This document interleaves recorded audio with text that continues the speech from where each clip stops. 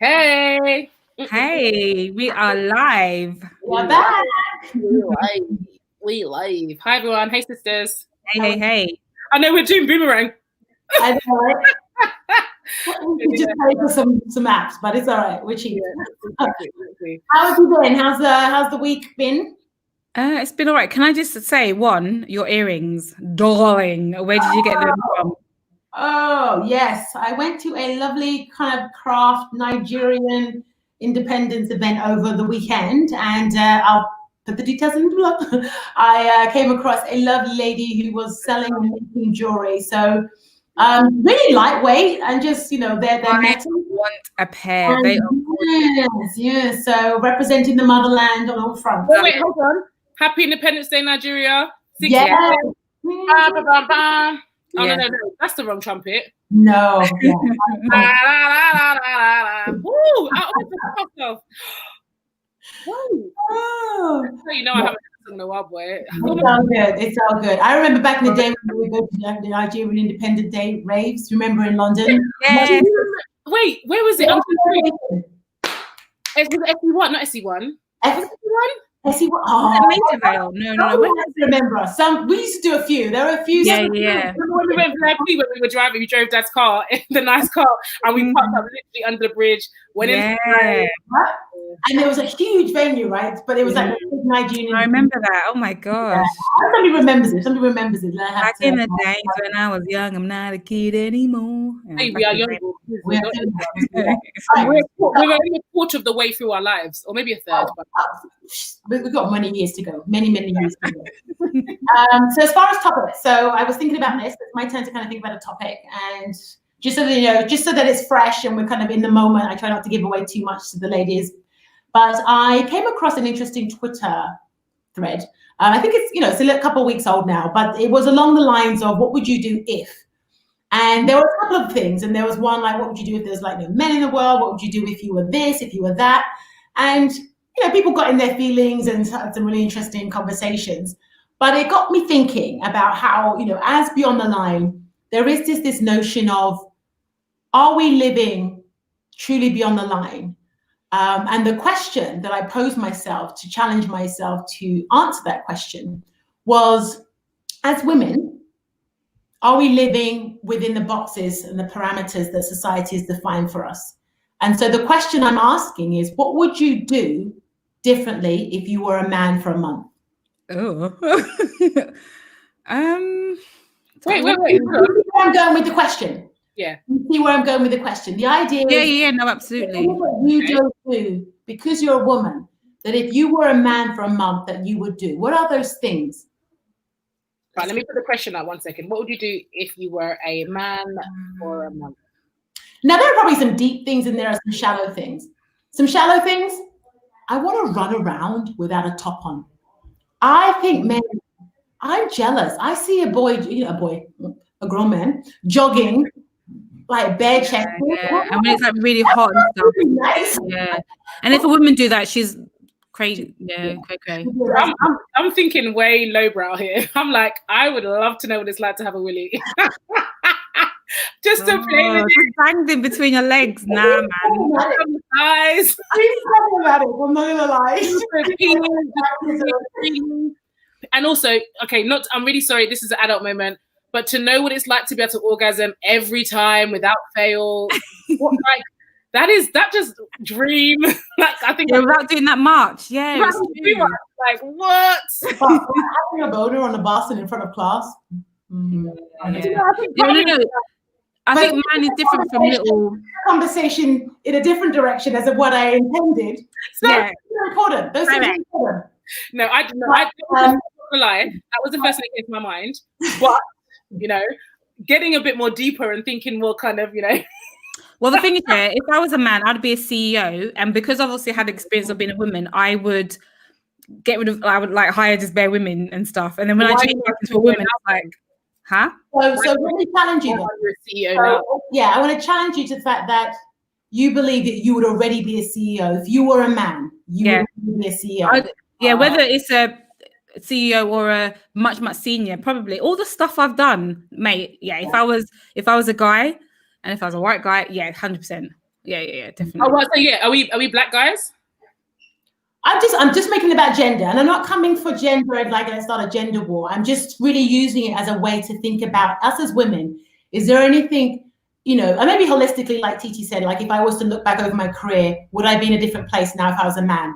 But also, I'm thinking about, are there things, even right now in my life, I would approach differently? So I'll give you a real example. So I thought about this yesterday, and there was a meeting I was in, and I was like, if I was a man, I think I would have come into this with a bit more swag, and I would have gone less with my kind of my default humble, like hello. I think there's a swag that men sometimes are just allowed to have that maybe women, again, I'm not speaking to all women. I think there are some women that are just boss, but I think for myself, Kamala Harris. I think for myself, I have kind of told myself that, ladies behave nicely and, are not. I get you. So I think that, man, there are just some moments, and that was a particular time where I'm like, I think I would just have a little bit more like swag. Yeah, you know what? Okay, so with that context, that's a really good context. I think with that context, I think that to your point, T, and actually to what you both said, I absolutely agree that I think I would be like way further ahead in my career.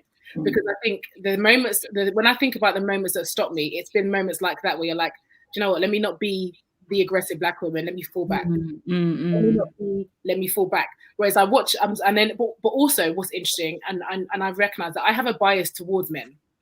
So and it's something I'm very aware of. And I say I've not got a bias towards men is because all of the most amazing managers I've had have been men. Mm-hmm. The female managers I've had has been more of a challenge for me because they've often, the first thing they often say to me is that you're quite a big person. Okay.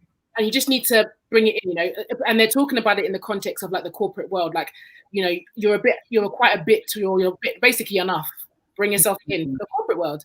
And that's something that's always been a point of tension for me and a point of insecurity because I now walk into a room going and relax. No, Bukola, you're 100, bring it down to 50. Just if he was a guy, that would have been said to you for a start. Yeah, but whereas the men who've managed me, and this is just my lived experience, so I'm not kind of saying it for everyone in general, but for the men who've managed me, they've really pushed that and been like, you need to now turn that into this, or take that energy and push it here. And they haven't been put off by that energy. And I remember we were doing these personality tests and it came out that I've got quite masculine energy. And so maybe that's one of the reasons why men don't find me as bullish, I guess, or and I'm not using the best language, but I just think that I get you. Yeah. No, that makes sense. Women have described to me who I've worked with and I've been around who are like that, oh wow, she's got quite a big, loud personality. She's like, her energy is 100 all the time, and you get all of that stuff. Whereas with the men, that's not so much. Now, but the problem is that my mind like programs me and in a way boxes me into to see what but as a woman, this is how I should conduct myself, and therefore I reduce myself. And so in that sense, I can see that if I was a man, I think I would be like, let's go. I'd use that to my advantage. I'd be like, hey, bro, hey, I think I'd use that in the romancy way that you see guys do. But women, I don't think we have the same kind of, I think the sisterhood is coming a lot stronger than before. But in the workplace, my experience is that there isn't the equivalent of bromance in terms of, I get you. In the work and doing the whole bro, hey, bro, da, da, da, da. Whereas in the workplace, I'll be like, hey, sis, or hey, to the, and after this, like, yeah, you know what? I'm going to +1 you on that. And, and again, lived experiences, right? I've seen and I do envy at times some of the relationships I've seen men have. I feel like they're less problematic than women. And so as a man, I would love to have just that kind of abandoned feeling of friendship where, and maybe a man will come for us and say, no, men are shady, but they just do it differently. I'm happy to be corrected. But I definitely get the sense that with men, you can just do you and, go mountain biking, go hiking, go get beers. And there feels like there's less drama. I feel like with women, you can sometimes have to really, takes a while to find a tribe. Yeah, I hear you. So I've just noticed that. I just feel like men just maybe have a little bit less drama. So having that would be something I would appreciate. But just to say on that, sorry, T, I'll just for you. I know you're going to have a point, but I just want to say that. Do you think that though that is something that again has kind of been placed on women? Right, exactly. Is it a real line? Reality, or is it just that we all think because it's somewhere in the world, somewhere in the ether, it's been told this is for instance, as exactly. Another example, like we used to plan this event back in the day where we used to take young people away for like a camp, and it was so funny because the way they'd approach the women's dorms towards the men's dorms and the way the women would organize them towards the men, it would almost be like we would have to be like give our plans in like 6 months ahead because they're like, you lot take longer, you know, there's going to be all your back and forth. So it's almost like they set the expectation and we behaved accordingly. Yeah, exactly. They would be like, we don't need to do all that planning, we'll just turn up and make it work. So from the beginning, so this is even before anything's even happened, before a word has been said, the expectation was set that you would handle things differently. And I do think that and like I said, so part of it is I'm like, do we therefore behave according to what that almost like false reality? Yeah, I think there's a bit of that. I think 100%. I think that what I was going to say is that I suppose similar to everybody, but I definitely kind of feel that if I was a man, I was saying, I definitely thought I would have been further in my career. I think. Would you do differently? So let me come with that question, right? Yeah. So you're a man for a month, right? What would you do Monday, or where are we? Whatever day it is. What would you do next week differently that would get you further in your career than you would do if you were a woman? So just giving yourself that time. Yeah, let me think about that, because I know what I'm really conscious of, especially in meetings, is that, and I did this today in a meeting I had today at work, is that I actually say to myself, think like a man. And sometimes I even say think like a white man, but I say think like a man. And where that's why I really applaud Kamala Harris, because recently she said I hadn't finished speaking and she didn't apologize, because a lot of the time, again, I'm generalizing, but women apologize. Oh, sorry. And so I'm big on not saying sorry for what I didn't do anything wrong. So I in my head in meetings, I say, pretend you're a man, think like a man. And so if somebody does interrupt me, usually a man, I will say, oh, I haven't finished speaking. And sometimes they go, oh, okay. So he hasn't finished speaking, and they make a weird thing about it. You're like, okay, but I kind of do it anyway. But in my head, it is that thing about thinking like a man, because I feel like generalizing, we have to keep doing that caveat. But men just kind of go, and they're allowed to, and sometimes we, as in the collective, we as women, allow them to. Okay, no, go on, sorry, go on, carry on. I think that's the point. I think what you just said, the allowed part, in terms of I do think, like I said, there's a backdrop to all of this, which is there are different allowances for men and women, and I'm using the lens of the workplace because that's where for me I see it the most obvious. Yeah, same. And weirdly, in my home setting, me and Kev have a very different dynamic in terms of there's such a mutual respect, such a level of kind of like give and take in different spaces. He does this, I do that. There isn't this kind of, I don't feel like I need to measure up as a strong woman and he needs to be a strong man, and we have that tension at the home at all. Yeah, in the workplace, I'm fully way more aware of my gender than I am at home.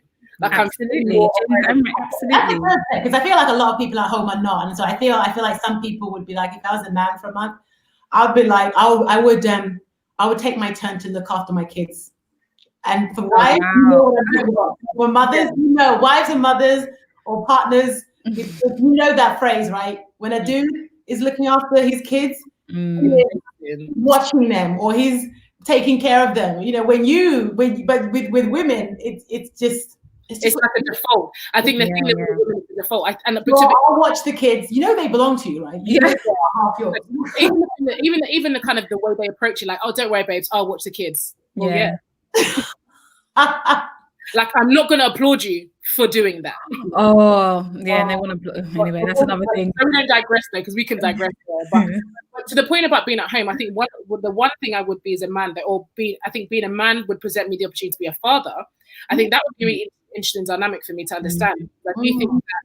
And again, I'm not inside a man's head. I'm not inside Kev's head, so I can't say this. But I just think the way it presents itself is that I think that they do have, and I don't want to say reckless abandon because that sounds reckless, but they reckless abandon in the sense of like they wake up in the morning and just start their day. Wow. Whereas I'm waking up thinking any husband, house. Yeah, but I do think it's a little bit that, because I think it's harsh to say it's inconsiderate or whatever, but there is that assumption that we've got it. Like in my household, I'm an early riser, so I get up usually. I get up at 6. I'll work out. I have some me time, do some other thing, whatever, and then I'll be like, okay, Toyin, Josiah, wake up, and it's expected.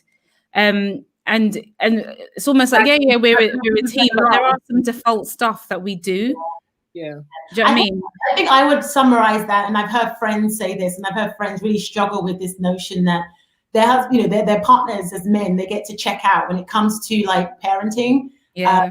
When you are a 2-parent household, the idea that, and it's not, you know, like I said, no shade to men, you know, I'm not trying to again generalize, but this idea that he can like, yeah, I got a thing, I'm gonna be late, bye. Not even like where she's like, so the babies, the kids, like, you know, it's like, or if the moment you know your schedule's changing, the moment you know your schedule's changing, like in terms of, okay, something's come up at work, I'm already thinking, so therefore how's that going to work? And I often have solved it all before. So by the time I'm contacting Kev, it's just to say, by the way, I'm going to be late. I've spoken to Tash, she's going to pick up any, just because I'm not, it's almost like my default is not to inconvenience his schedule. But if you didn't know, if you just called up and say, yeah, I've got work late, he'll be like, oh, okay. So and that's what I'm saying. But to be fair, Kev, like me and Kev, he'd be cool with it. So that's what I'm saying. Generally, our dynamic works.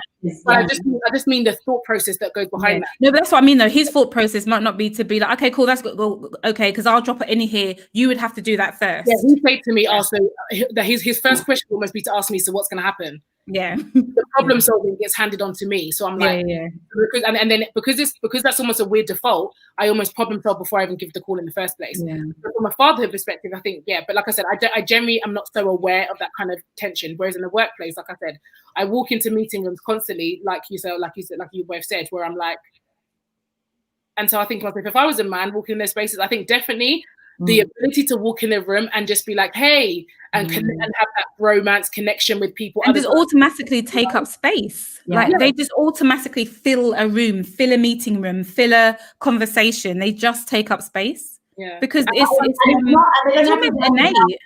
don't think they have to worry about what they fill it up with, right? With women, we worry about, are we coming across as... No, I don't think so.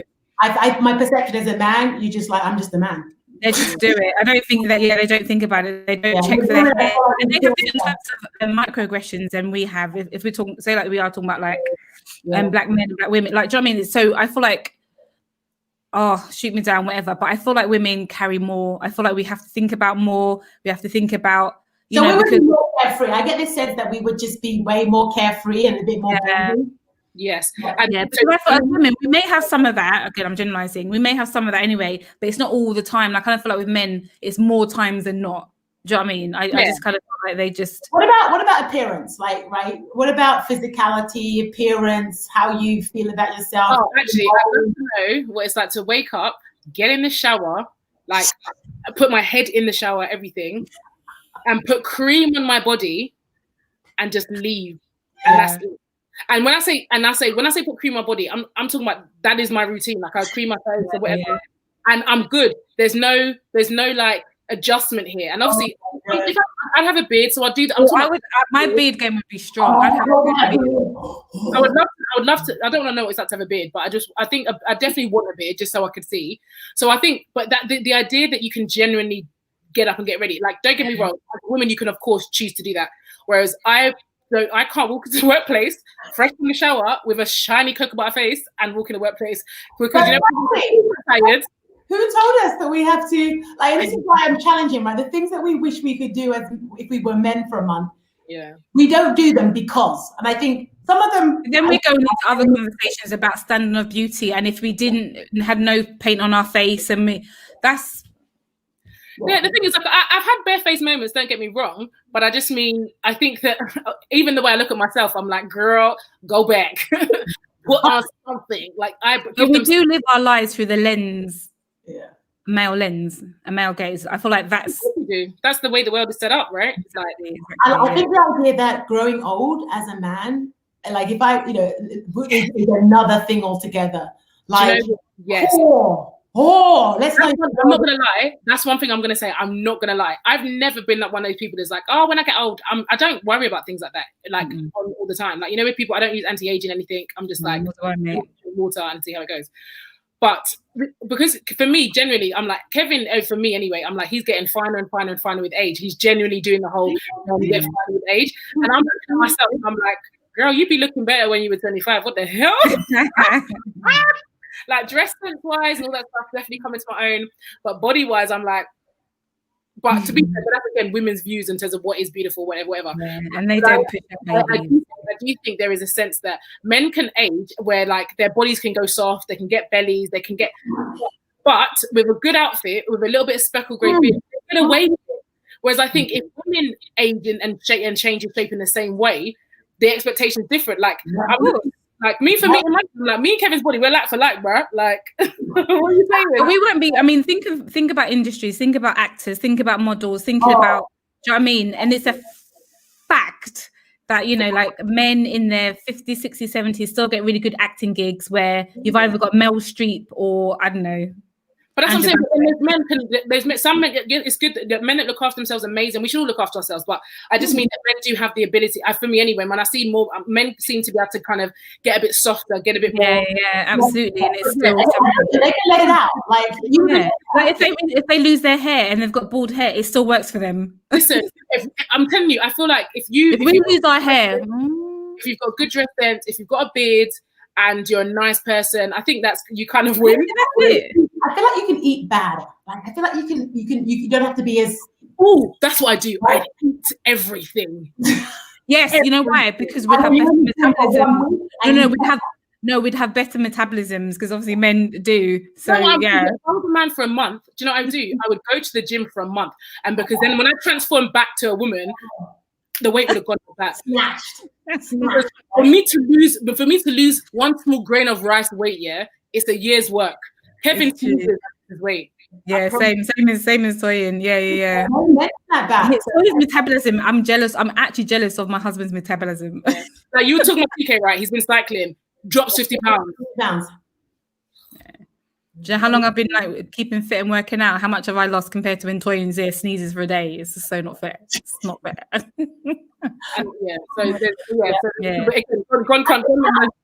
I would be on first class because I would fly somewhere, just talk to the flight attendant and get upgraded. Yeah. No, so again, I say this question only just to kind of have a little bit of some fun with it. Of course, we love, we have superpowers as women, and we know that, and so I'm Absolutely. not on women. This is just really one of those considered moments where you think to yourself, topless all the time, eat whatever I want. I think the idea of being strong is pretty badass. I'm not gonna lie. I think the physical strength, is pretty hot. I think that would be good. And then, like I said, the things that you've mentioned, the deeper things around just the carefreeness, I think the confidence and the kind of the space to taking up the space without thinking about it, without that extra reckless abandonment and on so many different levels, in a free, not in an irresponsible way, but in a freeing way, where it's just like I can just get up and do this. I think that would be really cool. Yeah, definitely. So I challenge us, right? Beyond the Line is about us thinking about, okay, so we acknowledge some of those boundaries exist. And you can have this question with yourself around many, many other facets. But of those elements that you maybe take one or two, even if it's that occupying space or just that swag or that confidence, or would I be further? Yes, so much of that depends on others. But I'm wondering if there is a mental reprogramming we have to have of ourselves, that we have to challenge the boxes in which we say this is how we're supposed to be and how we're supposed to behave, and I'm not supposed to ask for more or do more, or I'm not supposed to. And I question some of those things that you've told yourselves and those mental models that you've created for yourself. If nothing, maybe challenge those now and again and think, how am I limiting myself by those things? So again, just a bit of fun and good. I'm happy. Can I just add one thing as well? And this is slightly more of a kind of not left field, but more of an open response in the sense that I do think that the opportunity, once again, is probably more now than ever before. The where gender is really kind of being explored on the spectrum in terms of, the whole kind of idea of masculine energy, feminine energy, and how actually it's a lot more, for me, fluid as a spectrum in terms of, like I said, I did a personality test and it came out that I've got masculine energy. And I think there would have been a time when it would have been like, that translates literally into your boisterous, whereas actually that you have what is seen as masculine energy. Therefore, all of those things you're talking about, I have them within myself. But what I'm doing is trying to play against my natural energy, try and shift that masculine energy into more feminine energy because I'm a woman. But I think we can separate that and start to recognize the fluidity of femininity and masculinity, and that actually, if we can get past that, the box being boxed in by those things, that actually so much of us is already playing in that space. Absolutely. We're cutting ourselves off because a of that. lot of this we're breaking down cultural, societal. Do you know what I mean? This has just been, sometimes for some people it's innate. Sometimes it's just there because whatever. So I think it's it's reprogramming. It might take a while, but it's reprogramming. I at the same time think we're in a really good space because of conversations and platforms like this, where we're more aware, right? The ability to learn more about this and have these conversations. I think the more people that kind of start to view things slightly wider, it then becomes a thing where it won't be so odd now to see a woman with masculine energy in a room take up space, Kamala Harris, where I don't apologize because you've interrupted me, and everyone doesn't react. I think that's what. Right. June. Mm-hmm. But no, this is good, guys. Okay, we've got to do this again. We've got to do another question another time. We should definitely do another question. Okay, good. I just thought it was fun and we can mix it up. So hopefully you guys will enjoy the conversation and maybe kind of think for yourselves or have the conversation amongst your girlfriends. Hit us up in comments and the like, and let us know what you think of this question and what your response would be. We'd love to hear from you. Thank you so much for your support. Until next time. Goodbye. Till next time. We'll see you soon. Bye. Bye.